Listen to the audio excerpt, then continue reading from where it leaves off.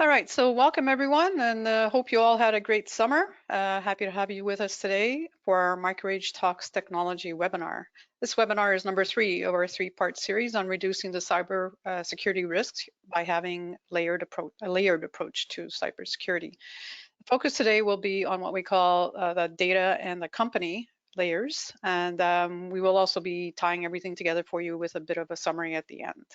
Also, if you missed the first and second webinar where we talked about the people, perimeter, network, and endpoint layers that Sergio is going to go through in a minute, I've posted the links, or I'm posting the links, I should do that now, to the recordings in the chat. So if you want to go see the previous recordings or the previous webinars, you can do that. My name is Maria Fiore. I'm the Director of Operations for MicroAge, and I'm joined by Sergio Lima, Director of Customer Success at MicroAge. Welcome, Sergio. Hello, thank you. Welcome back, everybody. Yes, hopefully you had a good summer as well. Yes, I did. Relaxing. Well, energized. Yes, recharge the batteries, right? Yes. Yeah. So just before we begin, a few housekeeping notes. First of all, as you may have noticed, all attendees are muted, mainly to reduce the background noise. We encourage you to ask questions throughout the presentation by typing them into the questions panel of the webinar tool, and we'll be happy to answer them as we go along. The webinar is being recorded. The recording will be sent to you within the next 24 hours. You can review it and or share it with people you think would benefit from listening in. In the same email, you'll also receive the link to the to download the ebook that we're making available to you today. Lastly, at the end of the webinar, you will be receiving a short 3-question survey to gather your feedback on this webinar and what you would like to see moving forward. Your feedback will help us improve our future webinars, so we thank you in advance for your help with this. So before passing things to Sergio, I'll just take a minute to give a brief overview of MicroAge for those of you who may not know who we are. So MicroAge is a Canadian technology service provider with 38 locations across Canada. We've been providing IT services and solutions to our clients since 1981.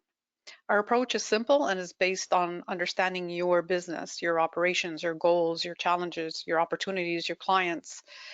This is key to helping us recommend and provide the IT services and solutions that are right for you and your organization.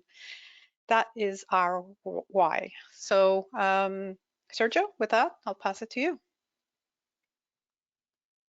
Thank you, Maria. Was on mute. Hello, everyone. Welcome back. You win the T-shirt, Sergio. Yeah. So welcome to part 3 of layered security. And today we're going to talk about the data and the company side, so which is the 5th and 6th layers, not necessarily in that order, but this is the 5th and 6th layers, obviously. And we'll also, as Maria said, we'll finish off with a summary of the 2 previous ones and what we talked about. And with the links, you'll be able to go listen in on those 2 other ones.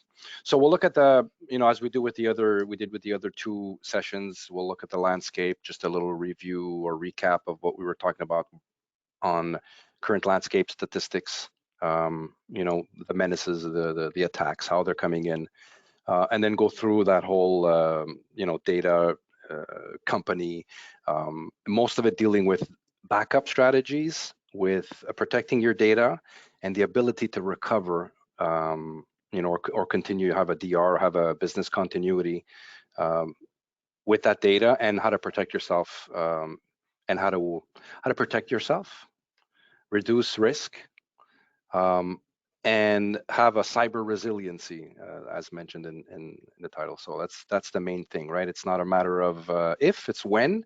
You just need to be prepared for it, and that's what we're talking today. So again, I'm going to repeat, as I did with the other sessions, the amount of data that we collect on Canadians today is significantly. The stats that we're showing you are Canadian stats, not American, US, etc. It's only going to increase as new technologies enter the mainstream, and obviously it's a wealth of opportunities for all threat actors to that are looking to steal any sensitive or personal information, corporate data that you may have. There's a lot of hybrid work and work from anywhere, which creates a larger spectrum or a larger threat surface. that they can use to access your company, to access individuals, networks, devices, etc. So business networks are now becoming, integrated with the employees' homes and public spaces.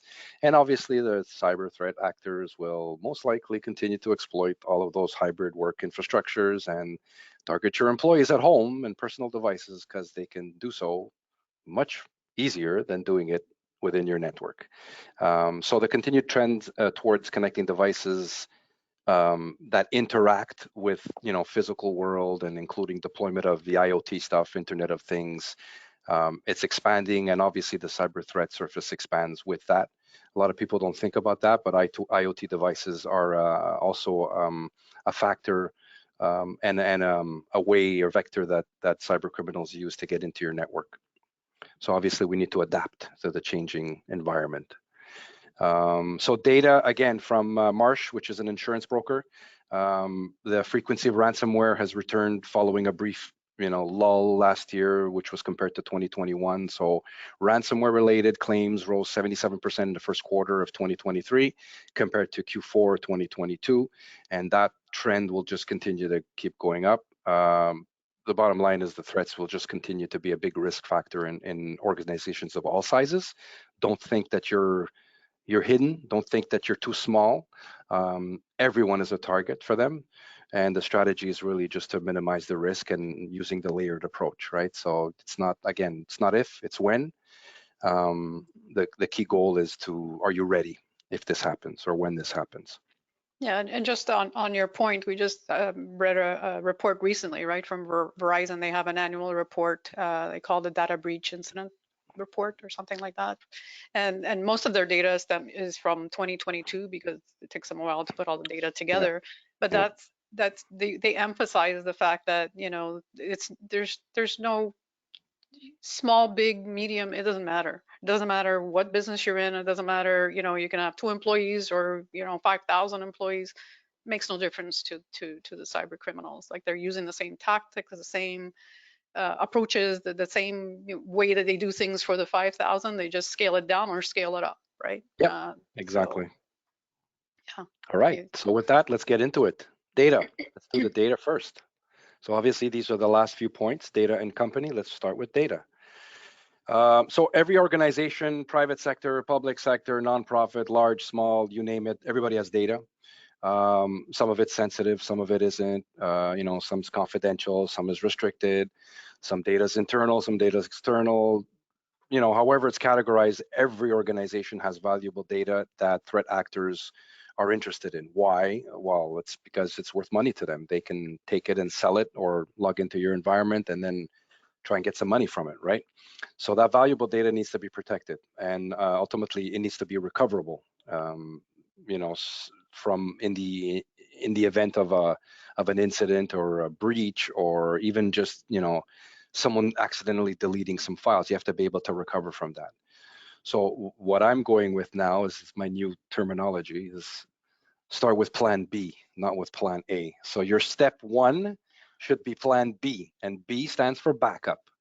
Because if when you get hacked, you're going to look at your backups first. so I have It's a the first question. thing you're going to try. Yes. How long did it take you to figure that? Well, Plan B stands for backup.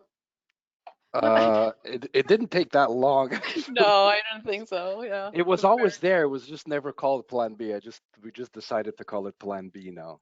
very apropos. But it comes from our past experience with dealing with customers that were hit, right? The first thing we do is, the minute we get called, it's like, do we have a backup? That's the first question we're asked all the time. Do we have a backup? So Yeah. that's step one, I guess. So we call it Plan B.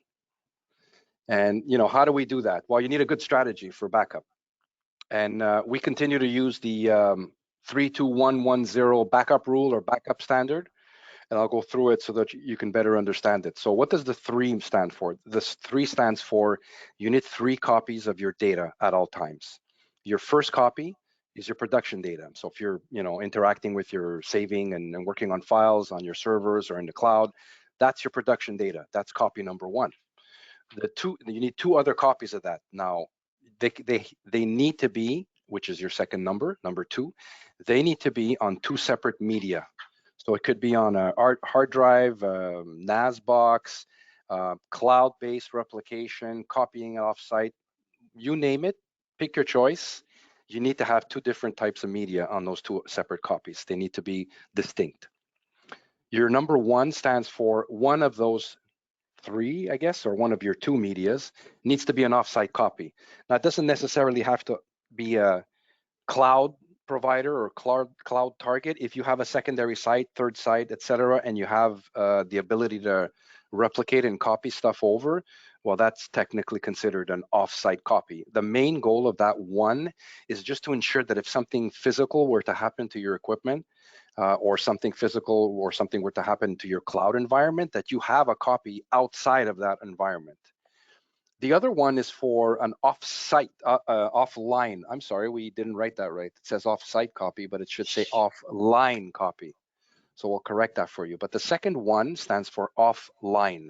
So your first one is off-site, and normally what happens is it's replicated and continuously connected to your network. So you're copying, replicating, backing up, etc. But technically, it's still connected to your network. And what cyber threat you have, or what vulnerability you have, is that if there's a cyber criminal that gets in, he tends to stay there for a while and starts to infect stuff and starts to disable your backup systems, and then starts to infect data, which in turn gets replicated to your offsite, and obviously your backup is corrupted as well.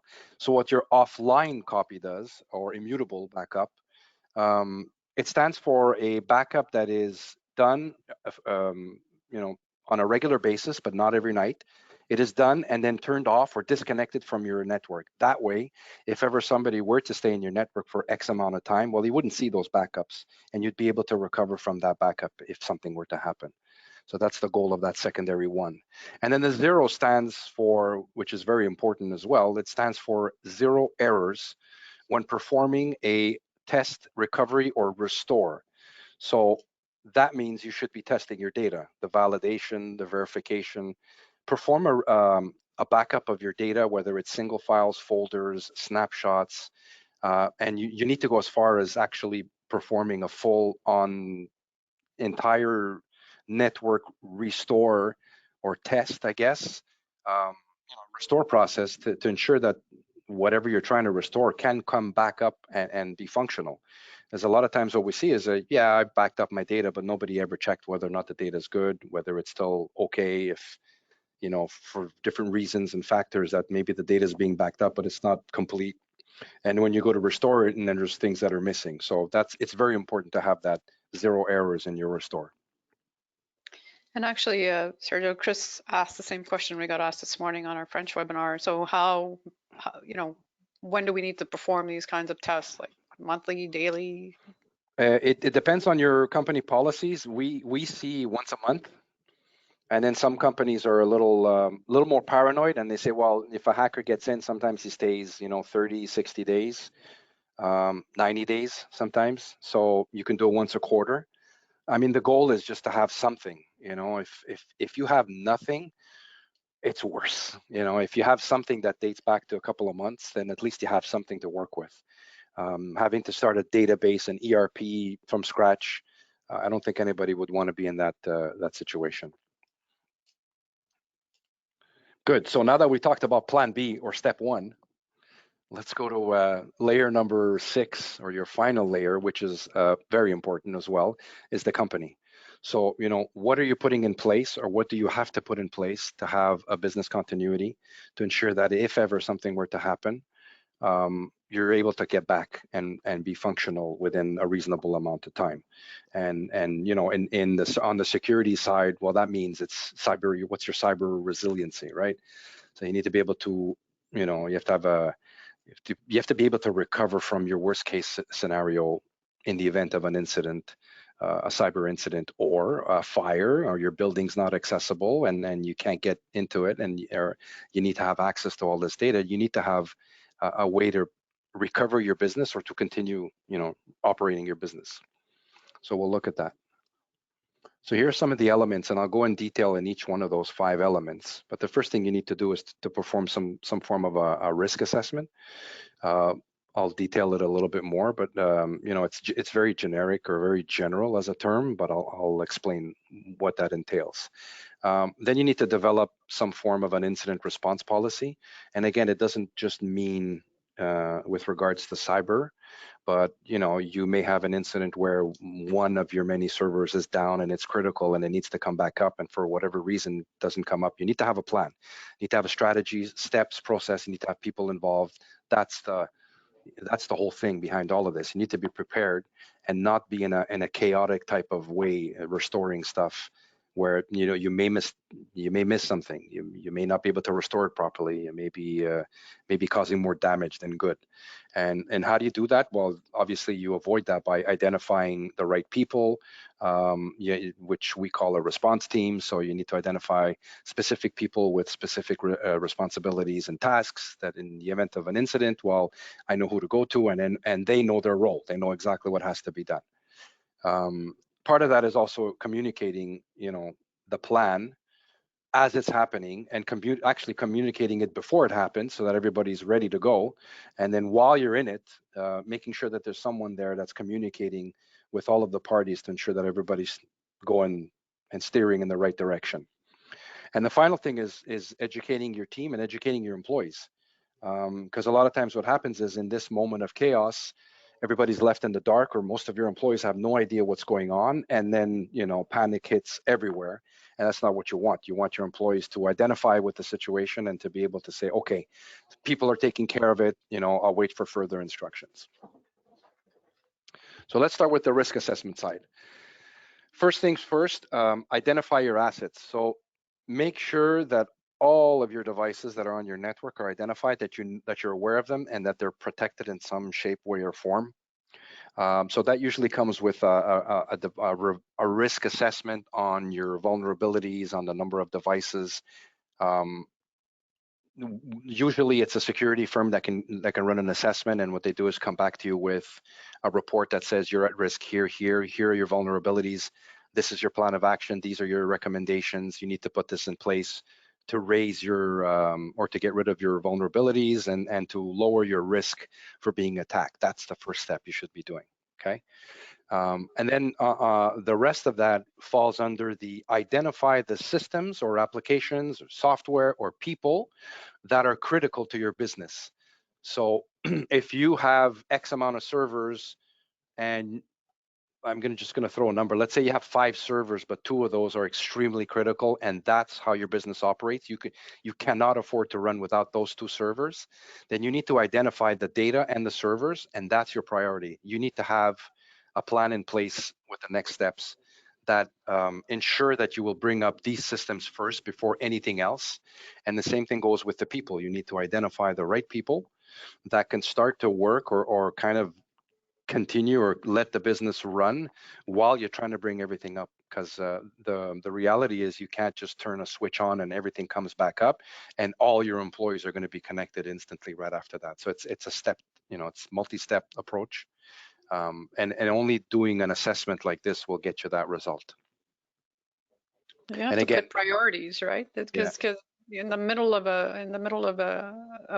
an incident, you're not thinking, right? So you that's need right. to identify what's the priorities, and you follow those by knowing which ones make your business go, right? Exactly. And there are firms that specialize in this, so that's what they do. They can document it and set up a whole. It's actually the next step. It's develop an incident response policy, which a lot of firms do. And they come in, they assess, and then they say, okay, let's build your policy based on this. It's documented, and we know exactly where we're going if something goes wrong. And obviously, it establishes who's in charge, the roles, the responsibilities for each particular incident. So it could be cyber related, it could be, disaster related, fire related, etc. So these are things that need to be documented. Why? Because again, when something bad happens, it's chaos. I'm telling you, it's chaos. This is from experience with customers. It's always chaos if you don't have this in place. Well, it's So chaos nonetheless, right? But yeah, it's more chaos if you don't have a plan. yeah, exactly. So how do you do that? Well, there are six, I guess, six roles that need to be specified. It's not necessarily six different people, but you can have three people running these six roles. But the goal is, You can to have make sure a that team, right? that person understands their role and understands what has to be done. And again, your incident manager is the person at the top level who's managing this, who's probably telling certain people what to do, who's giving feedback back to certain people. Your technical lead, you may have several technicians working on an incident. You need to have a technical lead, otherwise your technicians will just go for it and just nonstop and try and get things up and running. And it may not be the right way, so they need a lead, which obviously will be speaking to the incident manager. There's an HR lead, which usually has something to do with if your business is down and your employees are not working. Well, obviously there's somebody in HR that's taking care of that. And sometimes it's also coupled with a communications expert, somebody who's communicating updates on a regular basis. Um, Again, not the technical people, because you don't want them doing updates. You want them working on the problem so that it gets up as fast as possible and not getting bogged down by multiple meetings and updates and having to speak to different people. So that's the communication side. And then you have your documenter, because if you're restoring stuff, you need to also know, what you're doing, where you're at, was it successful? Okay, let's move it over to this side. Was it not? Why wasn't it successful? Let's try something else. You need to document your process. It also serves as a way to, I guess, improve your policy. If your process didn't work right, then that's the best way for you to, after this happens, to go back and tweak it and revise it and make sure that it's done, just in case it happens again.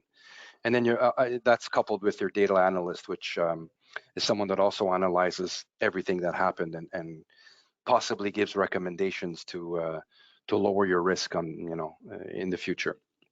So why is it so important to have this in place?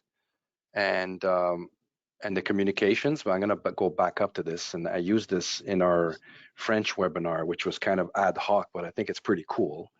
Okay, so I'm going to move my screen over here so I can see what I'm doing. There you go. So let's pretend you were hit by a cyber incident and all your systems are down and we have no idea what's going on. So I guess what you may have is you've involved your technicians starting to look at what's going on, diagnostic, forensics, etc. So they're in panic mode right now looking at stuff. Meanwhile, you've probably called your insurance if you have cyber insurance. So your cyber insurance is there. So this is cyber insurance guy looking up over the technician. And your cyber insurer is probably going to bring in a security expert. So it's a specialized firm, or they may have specialized people that also come in and say, this is how you're going to do it. So you're going to analyze this, and I'm going to tell you when it's safe to turn this data on. So the poor tech now has to figure out if he can clean it and then restore it. And then this guy, the security guy, is going to tell you, he's going to validate it and make sure it's being done right. And you can't do anything other than wait for him to approve it. And then you have your boss or the owner or ownership that's also right behind me as I'm working. And if you don't have a plan, all these people are behind applying pressure to the technician. So what's going to happen to all of your technical team is they're going to try to the best of their ability, and sometimes they'll try to help everybody over and try and bring things up as fast as possible. And it's not necessarily the best way to bring it up, because if you bring up stuff that's infected again, you'll just go back into that vicious circle. So it's important to have all of those teams in place and the right people in place so that it's structured and that it's as the least amount of chaos as possible. Otherwise, you're just going to go back into that loop, and it'll take much longer than expected to come back up. So I hope that visual helped. That was I think you made your point.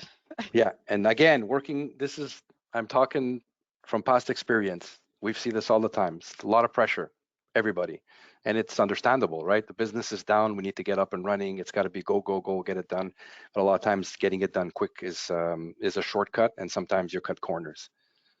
So, the importance of that is, well, the communications, right? That has to be critical. Everybody needs to speak to each other. And they all need to obviously make the right decisions that are the right decisions. Collecting all the data. So that's part of the communication side. The people that are in charge of that are they're responsible for collecting all of the information and providing a global overview or outlook of what's the next steps, what's going on right now, and what's the next steps, right? The communications plan is like where you need to identify, Yeah. if something happens, who needs to be communicated, what needs to be communicated, how should it be communicated. Often you're involving lawyers and like, Yes. there's insurance companies, there's your clients, there's your employees even. You have to, first of all, be all on the same page as what you're saying, because if you're saying one thing to one and one to another, then it gets confusing and nobody knows, what's going on. And but also you just need to make sure that, in the chaos, people are comfortable enough to say, okay, somebody knows what they're doing here, and Yeah.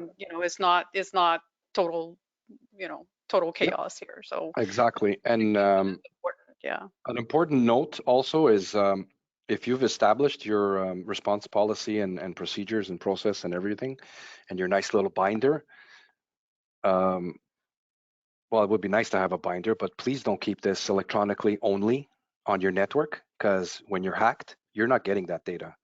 That's the first thing the hackers are going to get rid of. So make sure you have printed copies outside of the office, somewhere else, and make sure that everybody knows where to get that information. So document it, put it in a nice little binder, etc., and make multiple copies and distribute it, and just have an extra copy. I guess you can use the 3-2-1-1 concept, right? Make several copies of it and take it off site.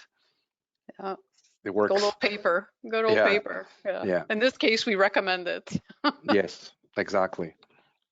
And the final thing is it should be communicated to all employees to avoid any missteps, etc. And again, if you've established or you're going to establish a response plan or an incident response plan or some kind of process internally to come back from some sort of an event or a failure, make sure your employees are aware that you have something in place. It'll reassure them, and it won't leave them in the dark. It'll alleviate that extra stress on their side and your side, and you won't get that many calls, right? If you have a lot of employees, that also doesn't help, that you have to speak to a lot of your employees and trying to explain the situation. So that's another part of that, the steps where you need to make sure that everybody's involved in all of this. It's no secret, right? It's actually a very good thing if you have an incident response plan in place and you have a documented process. That way, it's valuable as a business. Well, and we go back to employees, if they know that should something happen, we have a second channel that we can communicate with that is, not your normal email, and you're not going back and forth. Some people are, Yeah, with texting, other people are using, their personal email. Like it gets really complex, and then the communication, you lose control, right? yeah, So yeah. with the employees knowing, this is the process, this is, if this happens, this is what we do, this is, how we do it, this is what the process you need to follow, it makes things a little bit easier Yeah. in chaos, right? Like, That's right. And again, part of your risk assessment is also assessing whether or not your forms of communications may be impacted by a cyber incident. So if you're using phones and your phones are connected to your LAN and the rest of the network, and your network goes down, you're not using your phones. If you're using your cell phones and you're some part of a management system that's managing devices and stuff, if it's connected to your network, it may be impacted. So you have to figure out other ways of communicating to your employees. yeah. So again, these are the last two layers, which is much more serious in tone, I guess, because it's again not if, when. So you have to be able to recover. You have to be able to continue your business. Maybe you can afford to be down a couple of days. That's good, but there's some businesses that can't afford to be down a couple of hours. So you'd have to reassess all of your data and your systems and see if there's anything else you can put in place to possibly mitigate that and avoid being hit by a disaster that can cripple you, right? So it could be down days, you could be down weeks. It all depends on the critical data and the amount of the impact of that breach and the amount of resources you have. And one thing I didn't mention, if I go back to this, if you're a small business, you may not have the enough resources to, assign roles and stuff, but don't be afraid to involve your service provider. I mean, involve MicroAge in there, and they could be part of your business process. I mean, I know our location is part of several customers of their incident response plan, right? They have a certain uh, I guess, order of who to call first, right? Call cyber insurance, call this, call MicroAge, let's get people over. we could be part of that, right? As long as we're made aware. Again, we technically fall under the communication plan and employee education. That technically we could be considered an employee or an extension of you. And if we're aware of that, it just all the better. It makes for a quicker response and quicker resolution. So I mean, hope for the best, but prepare for the worst, right?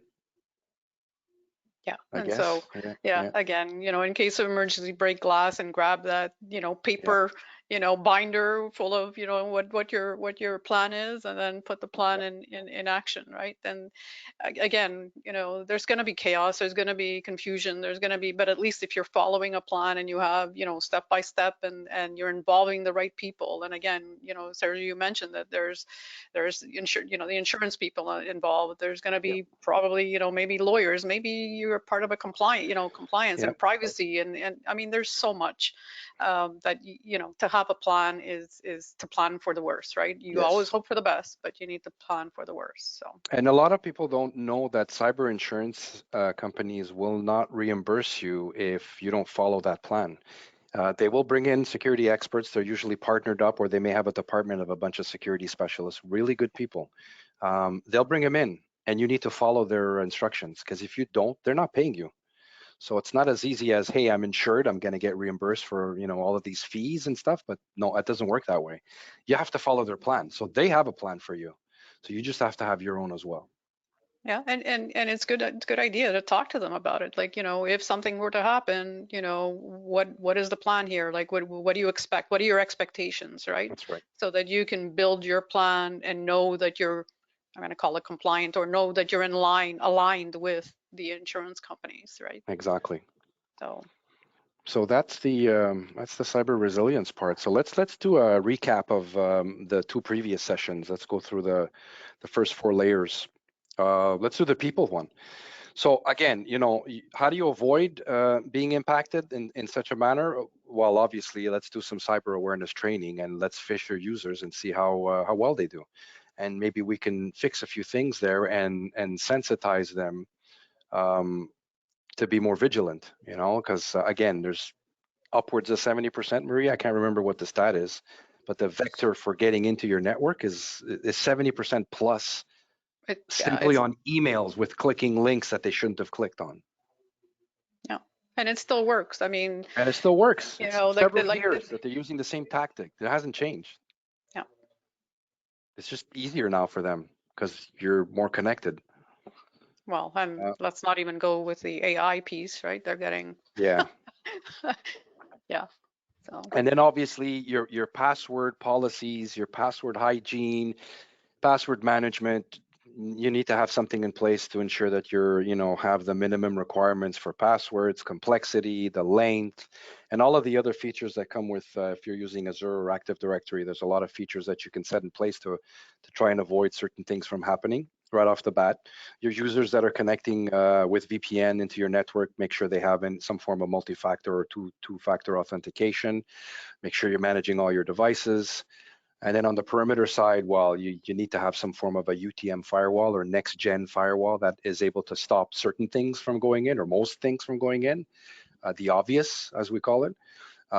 If you're using mail, M365, or any kind of other mail system, ensure that you have some kind of an anti-spam solution in place. The dark web monitoring is more proactive than a measure to protect. It's a report that you receive on a regular basis that gives you an idea whether or not any of your credentials or information are out there on the dark web and for sale for threat actors to buy and then start doing their work. And then perform every once in a while. I guess it's once a year. I think we're recommending on that your penetration testing. So ensure that you have a security-based firm that comes in and does an actual test to see if they can get in, or spot any open ports or any vulnerabilities. That kind of goes in with a vulnerability scan as well on layer number 4, the second last point, vulnerability scan. A lot of times it's done together. But the vulnerability scan is like an assessment which tells you your weaknesses and you need to fix it, and your penetration test is your ultimate goal of let's test what we put in place and see if it worked, right? And if it didn't, let's fix it again. And then on your network, I'll start bottom to top. If you have a Wi-Fi network, if you have a Wi-Fi set up in your environment for sure. Just ensure that the authentication is set properly for your users only. Make sure if you have public and private, make sure that they're segmented, they're segregated, and make sure that your clients and partners don't walk into your network or are parked outside and someone is able to get into your Wi-Fi network and essentially get into your main network easily. And how do you do that? Well, there's different forms of segmenting your network as well to make it a little bit more difficult for your threat actors to get in and get, the goal is to make it more difficult so that you can spot them and stop them before they make a lot of damage. If they can do a little bit of damage, it's better than a lot of damage. Unfortunately, it's the lesser of two evils. And if you're at the level where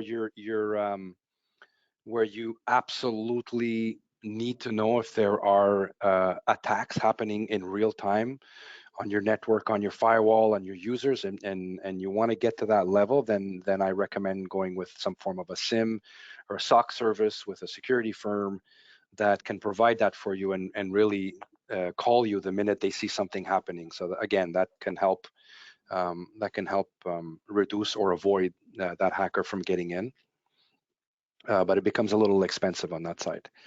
And the fourth layer was the endpoint side. Again, make sure you know all your devices within your network. Make sure you have some form of monitoring on it to ensure that it's up to date. The main goal of that is really to make sure that you have an antivirus that is up to date. So EDR, or endpoint detection and response, which is the next gen antivirus. Make sure that you're patching all your machines on a regular basis. The monitoring will let you know whether or not they're not patched, and then it'll obviously raise an alert and somebody will be able to take corrective measures to fix that. And then, if you have a business where a lot of your employees are on the road and have laptops and they run around, and you're maybe afraid that these laptops have sensitive data, and if they get stolen, it's a bit of a problem because they may or may not be able to get into your network. Well, then you can do a little drive encryption with the Windows-based BitLocker stuff to at least block anybody who steals that laptop. Is pretty much going to be a useless machine for them, and they won't be able to get in. And the final note is the zero trust security, which is gaining a lot of momentum lately, and it's based on the concept of I will stop everything. It's like zero trust, so I don't trust anything working on this machine other than this list. So how it works is it's installed, it'll see the behavior of your machine, and then we'll lock it down. And any kind of activity, so if you were to click on some sort of a file, which will call a storage on your network or another application, and it's not supposed to do that, it'll stop that process from running and alert people, and then you can take corrective measures. But the goal of that is really to say, I trust no one and no instance and no system and no apps and no scripts from running unless you're on my whitelist. And if it is, well, then you make the exceptions and you go through. So it's a different approach than saying these are my standard rules and policies that I put on my firewalls, but it does let a certain percentage in. This is the other way around. This is zero tolerance. You prove to me that I can trust you before I let you in. And obviously, we did the data and the company. Sorry, Sergio. Yeah. Dan asks, can you talk a little bit about access management? Access management. Well, that's actually different points for access management. So you're looking at, let's say, your network access management. It's sort of like the same concept as the. I know I don't want to mention any products, but there's certain products out there that actually do that. So what it does is it centralizes the access of all your systems in one central place. So your users working from home, before accessing your network, will have to go through this access management portal to make sure that it's the right individual. Do they have the right credentials? Are they allowed to access this certain system or not? So access management is I guess, a centralized way of taking several security solutions, putting them together, and making it all talk to each other, I guess, to ensure that you're getting into your network and it's the right person getting in. So that's the access management I'm talking about.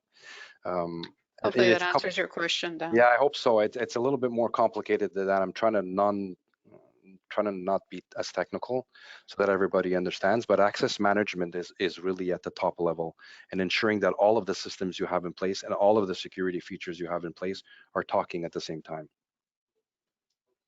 So I guess another example would be if your user's logging into VPN, well, is their agent updated properly, right? So if you've updated your firewall and your VPN clients and your software on all of your machines, but you may have one machine that wasn't connected and their VPN update isn't at this level.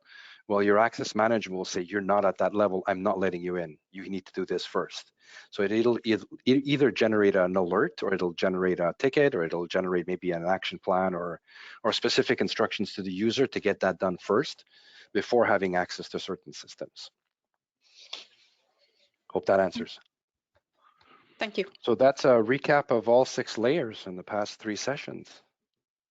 Maria, in case of emergency, Break break glass glass. and Yeah, grab that binder with yeah. your plan. Yeah, so we do have, like we said earlier, we do have an ebook that kind of takes you through the last 2 layers that Sergio talked about. Actually, you don't need to furiously write it.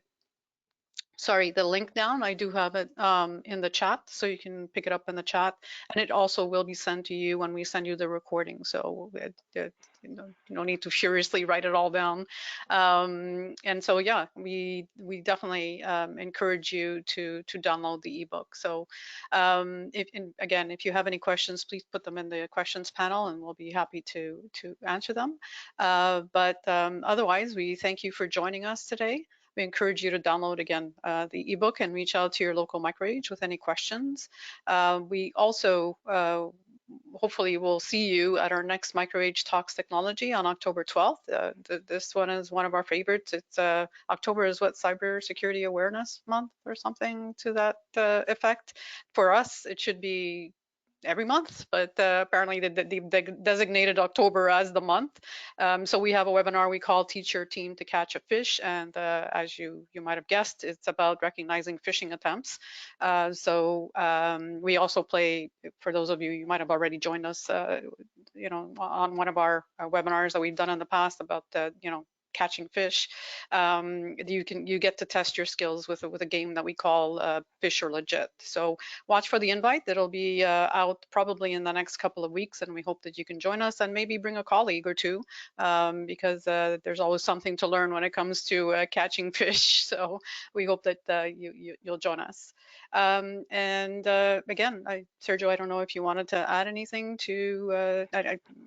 Again, if there are any questions, please put them in there, and we'll answer them. But if not, Sergio, did you have anything you wanted to Well, add? I'll repeat what you said. Every month is Cybersecurity Month, so hackers don't wait till October to start hacking you. It's every month. You should be always on And weekends cybersecurity. are somehow weekends are a big thing with these hackers, aren't They're they? fantastic because they start on Friday because they know nobody's connected, right?